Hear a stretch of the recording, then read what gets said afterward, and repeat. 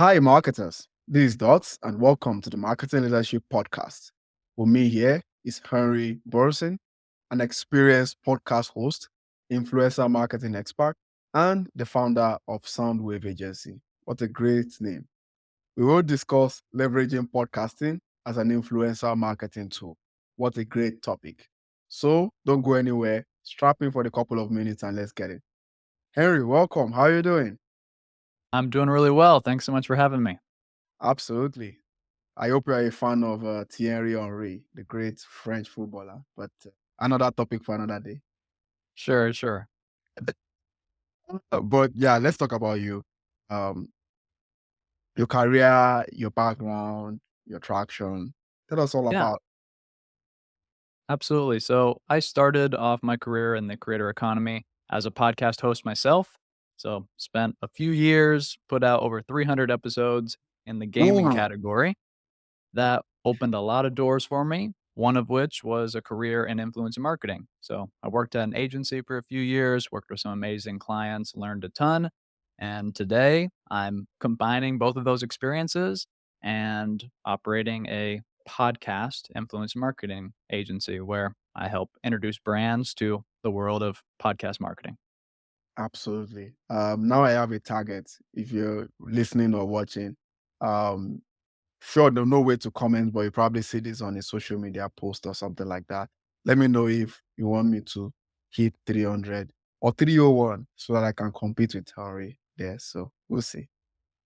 Gotcha. All right. In terms of the topic, um, hmm, influencer marketing. Influencer marketing is effective. Some don't like it. Some like it.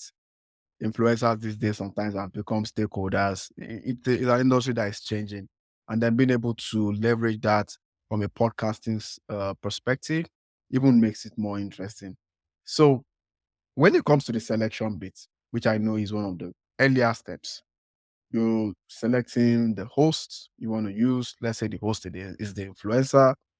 In my case, you are my influencer. So in selecting guests, what are some of those considerations for brands?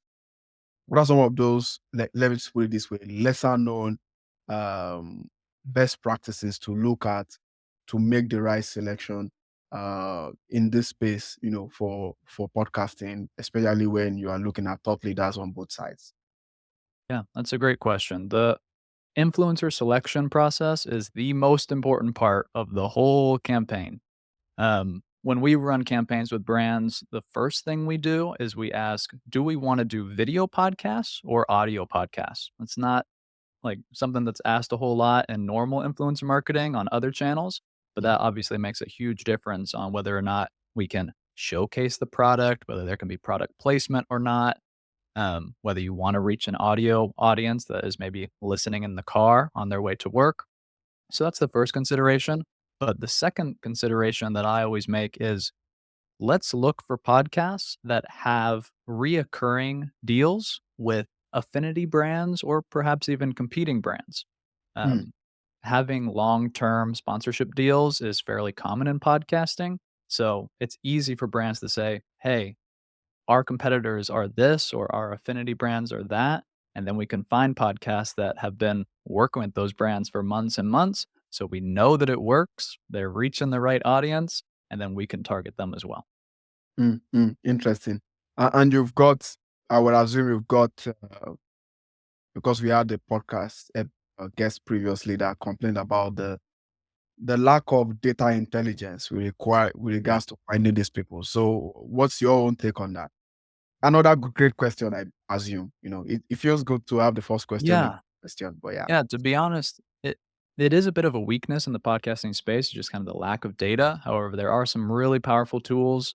Magellan is the one that comes to mind, and that just amazing ability to transcribe massive amounts of episodes in order to identify where Magellan have AI. yes, that's Oh correct. yeah, that was actually what I told the guy. I've never used it though, but tell us, like, what's the experience using it? I would say it's the gold standard. I think that if you're targeting kind of larger podcasts, their database includes the top 3,000 shows. And so you can see all of their past episodes, who has sponsored it. Um, has a lot of powerful tools. I recommend getting a demo if this is an area of interest. Yeah. By the way, this episode is not sponsored by them, but if you are doing something good, you'll get some earned media. So That's right. good, good thing there. Okay, so let's say we go another step, into this whole strategy, and we are looking at the role of audience targeting. Of course, with typical influencer marketing, you are most likely leveraging their audiences, the audiences of the influencer, because there is some level of brand or content or product market fit. So what does it look like in translating that to the podcasting world, where you are we're rolling an influencer again on both sides, guest or host, but you're also trying to get the right audience so that the podcast campaign or the content or the message is as effective as it can be. How does that area work? Yeah, I think this is the greatest strength of influence marketing is the ability to target specific interests or like niches for audiences. Mm, So if your brand wants to reach sports fans, you're in luck because sports is a huge category in podcasts. So I think that aligning with the subject matter of the podcast is actually a huge strength for this type of marketing.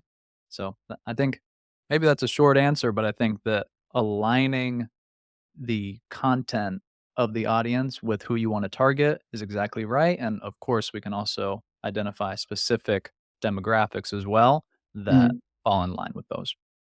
What are some of the other industries that you see work? I see that you mentioned sport a lot, and yeah, I've been doing a lot of research, especially even in the podcast advertising Yeah. space. I think sports sit at the top, maybe entertainment second, but I can't remember now. They're up there. Yeah, shoot, please. Sorry. Yeah, the most popular categories for podcasts are sports, news or society and culture, and then comedy. Mm, All three of those are incredibly successful for advertisers. mm, If you are just wanting to dip your toe into podcast marketing in general, not only influencer but also programmatic, mm. those are the largest categories that are going to have the most experience for you to pull from in terms of like history of past performance. Interesting. Have you dabbled in the B2B podcasting space? It's very young, but it's getting very crazy very fast. We see a lot of people running marketing podcasts that are based on the Hot Wings. I can't remember the name of that YouTube channel. Yeah. Uh, People spinning off marketing podcasts based on Star Wars. Like B2B just took it to a whole new crazy level. Some ideas are out there. I guess it's good for creativity, but I don't know. Have you ever dabbled in B2B at all? And in terms Yeah. of how influencer marketing works there for podcasts? Yeah. I mean, we're on a B2B podcast right now. So I've produced shows, I've guested on them. Uh, my area and my scope in this industry is influence marketing. And the fun thing that I see in B2B influence marketing is there are brands like Shopify or ShipStation or Indeed. These are or ZipRecruiter. These are Yeah. B2B brands that are sponsoring comedy podcasts that we Uh-huh. would assume are very consumer facing, but all of these brands are having huge success. So I think that reaching business owners is also possible through influencer marketing on all types of genres. So that's an area that I'm really excited about and I'd love to explore further with new brands that want to get into the space. Yeah, absolutely. And guys, if you're watching, we have a lot of plug for Henry here. So please stay tuned for that. And yeah, thanks for sharing that context along with that too. Now, when you look at podcasts, it's long form, and this is not the episode to discuss what long form is or is not. Um, but speaking of just the overall benefits, um, influencer marketing can go either way, right? But we will all agree sometimes it's very short. Even if you're a YouTuber, I'm a YouTube addict, I would say. This episode is sponsored by dogs. Blah, blah, blah, blah, blah. We have a version of that here, although we've trimmed it a little bit. Um, There's that. Very quick. There are influencer campaigns that people do as well. They appear in the Super Bowl ad or something like that. They do what they do. That's it. But when it comes to influencer marketing, using podcast as the content, then you're extracting at some point 2 hours of a person's time, and extracting as much wisdom as possible regarding that topic from that person. Of course, it's also about the host putting in 2 hours of their own time to be able to cultivate whatever discourse is being shared, whether it's for the sake of the idea or just for the sake of the product. So, would you say, from a performance perspective, from an effectiveness perspective, podcasting might have a little bit of an edge for influencers as a tool they can use to better engage with people? Or it's just me being very podcast biased, which happens all the time, Harry. So, Well, I'm right there with you. I think that podcast influence marketing certainly has an edge on being effective. I would even argue that it's the best form because of exactly what you said. It's long form, which means it's lean in. We're not having someone scroll on social media and maybe see an ad, maybe consume the content. This is a listener or a viewer that has decided to take 30 minutes, 60 minutes, 2 hours out of their day consuming this podcast. And when it comes to like the influencer to, fan relationship or the parasocial relationship, it's incredibly strong. This person has such a relational connection to the influencer that they absolutely trust them. There's a ton of studies showing that the majority of podcast listeners actually engage with advertisements mm, because there is such trust between that influencer and that listener. I think that when it comes to breaking down like the time spent in order to create enough TikTok videos or enough 10-minute YouTube videos to rival the amount of time or watch hours that a podcast listener has would be hundreds and hundreds. But because podcast is long form, I can listen to a podcast once a week and get hours of entertainment from it. So the relationship is strong and it certainly has an edge. yeah, yeah, absolutely. I will join you on that train. Sit at the very top. And yes, if you play your game very well, you could, run your podcast as a mid or top funnel engine and then use ads to do the bottom funnel, which is sort of what Henry is saying there, in terms of the I guess the conversion rate that comes from podcast listeners compared to other forms of audiences, or other forms of influencer marketing, I would say. Guys, you probably heard a lot of podcast episodes about podcasting, but I will bet that you've never heard this one. Leveraging podcast as an influencer marketing tool, because that is not the original way of discussing influencer marketing, or even the origin, or even the typical way. Let me not use the word original, the typical way of discussing um podcasting in general. So all we're asking is for you to share this episode. Helps us a lot to continue to stand by our vision. And what is that vision? To ask uncommon questions to common topics in the world of marketing and strategy. And like I've always said, I have my listen value guarantee. Listen to 3 episodes, and if you don't see any question that sounds like a good question to you, feel free to skip. The good thing about this episode is that I hit it the first time. I had a good question feedback from the guest. Hopefully, a good question on your end as well.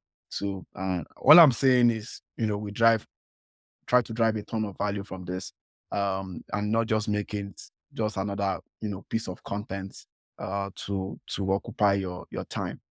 We have one more question before we wrap up, but of course we need to test you through the fire. Not just like they say, gold is tested through fire, because before it becomes valuable. So why not test and read through a fire? It's the dust rapid fire. It's going to happen after this quick commercial break. So get him into the well, get drenched into water so that when the fire comes on him, it doesn't hurt at all. We'll be right back.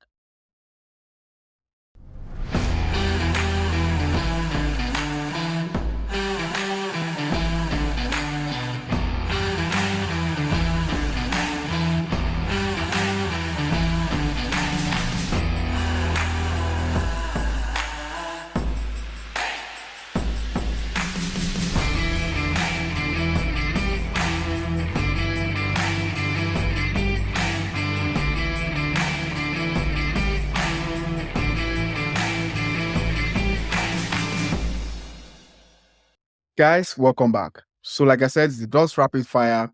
Only is 3 questions. You answer the truth and nothing but the truth. So help you God. Are you ready? I'm ready. Okay.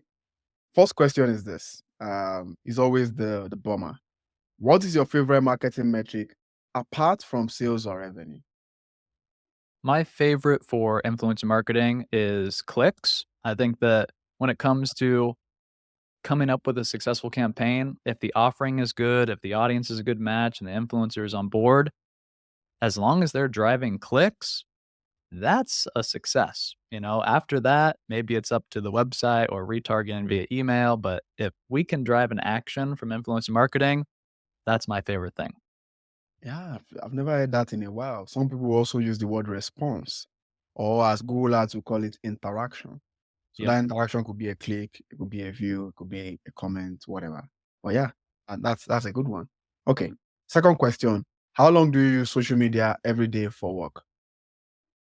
To be honest, I'm not a huge fan of social media. I don't have Jeez. TikTok or Twitter. Influencer?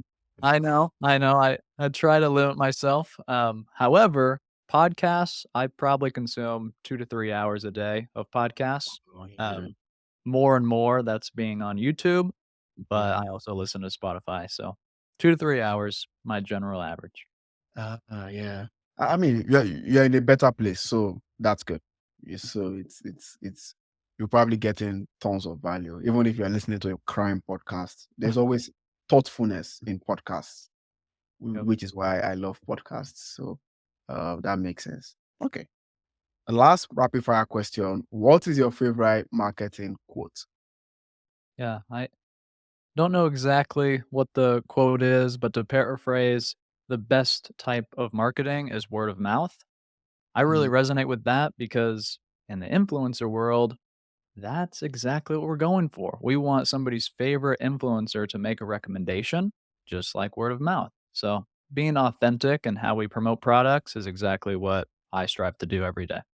yeah, makes sense. The word being authentic. So influencers be authentic, don't just collect money, be authentic. So Yep. yeah. Okay, cool. So the last question on the episode, again, I wish we could keep going here, but it's always this time, but it's no problem. Let's see. When it comes to, you know, monetization, right? Especially on the host side now, podcast hosts. Um, how do you advise that they monetize their podcast? We mentioned authenticity while still be authentic to it as well. You're monetizing based on what a brand wants to do with you. So whatever you're doing is also helping the brand. How have you seen people, how have you seen hosts specifically, um, who are influencers in their own right, monetize their podcasts and help brands to achieve their own influencer marketing objectives while they of course achieving their own influencer, I guess, income objective. There's a lot of ways to monetize a podcast. I think that it really depends on the size of the show. Um, Paid memberships through something like Patreon or Fourth Mm, Wall mm, are incredibly effective for small and large shows. Merchandise, live events, programmatic ads, influencer ads, sponsorships, title sponsorships, product placement. There's a lot of options. Um, I'm kind of a big believer that influencers should feel very comfortable in the podcasting space having ads in their content. Podcast listeners are incredibly friendly to ad breaks. It's not something that irritates them like it does on other platforms. Like if I see a sponsored tweet, I'm going to ignore it. Some YouTubers don't like to do ads because it hurts the algorithm a lot. yeah, With podcasts being offline, kind of in a safe space where people are doing chores, yeah, commuting, they're yeah. not as easily distracted. Advertisements are a lot more acceptable. So having ad breaks can be completely authentic. It's not something to be afraid of and is a really great way to monetize historically.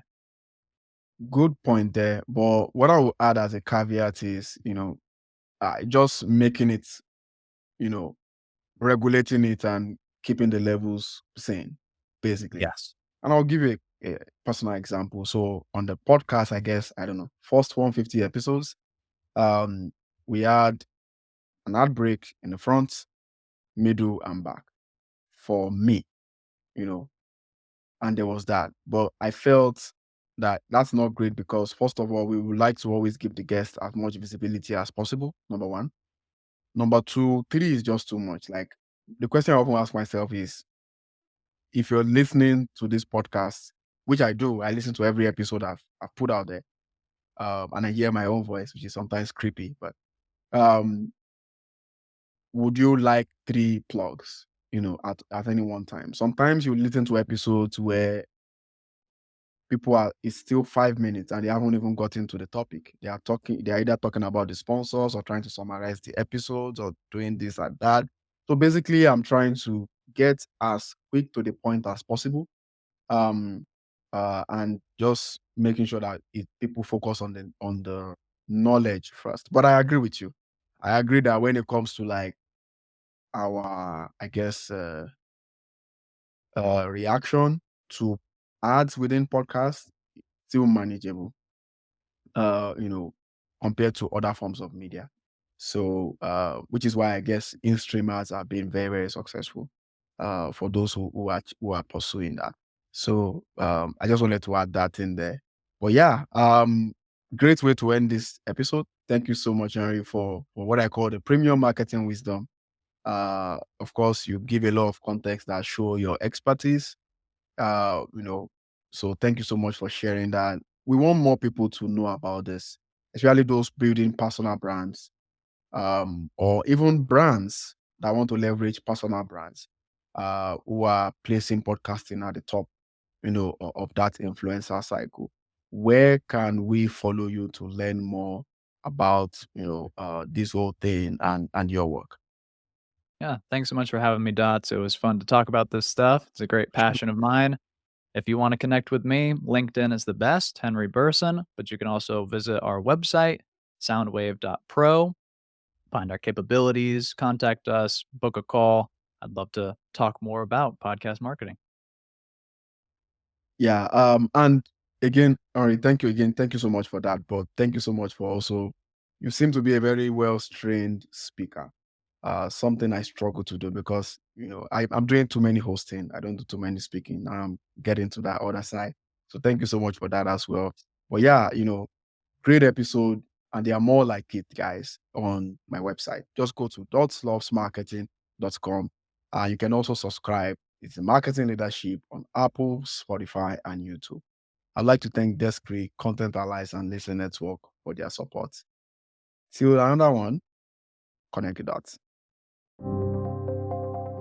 Thank you for listening to the Marketing Leadership Podcast, brought to you by Dots Loves Marketing. There will be links to any resources mentioned in today's show notes. If you enjoyed this episode, please leave a 5-star review and be sure to subscribe so you never miss an episode.